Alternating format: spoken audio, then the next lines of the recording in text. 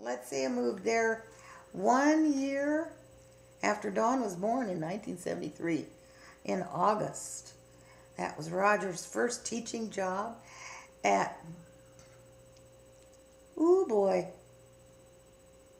Shorter Baptist College in Rome.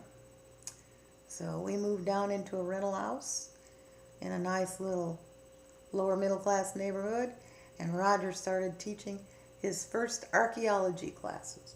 Had 5 different preparations and taught 5 classes in a small Baptist school, private college that had fired the archaeologist before him because he incited students and caused trouble. So Roger had a tough act to follow. First year was pretty miserable. Dawn was just toddling. I had no job. Roger was exhausted when he came home from teaching 5 classes and had to spend the night doing 5 new preps. And there was nobody to help us unpack and move in. So that's what I remember about the first year. The second year, I got a part-time job at Floyd Junior College, and I loved it. It was a great place. Good instructors, interesting students, poorly prepared students, but fun to work with. And let's see, I taught at night, I believe, maybe once. I was there for several years, off and on.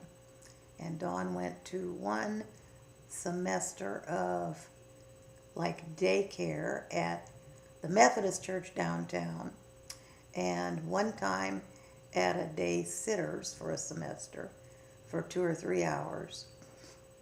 I think Roger picked her up. I dropped her off.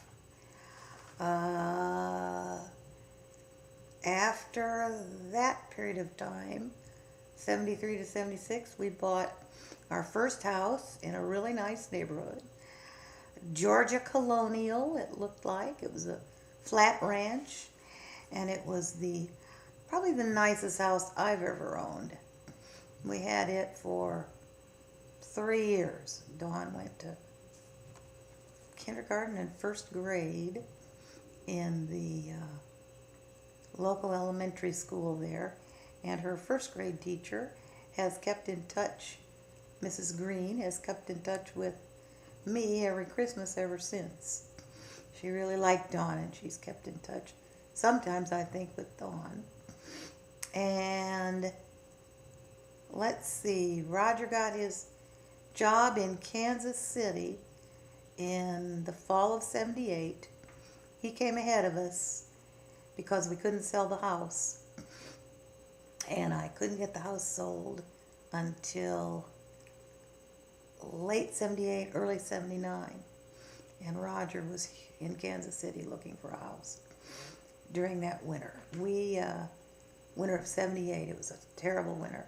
He commuted from Lawrence, where he lived with the Herbs, and came into town and worked at the Federal Building as an archaeologist with the Corps of Engineers.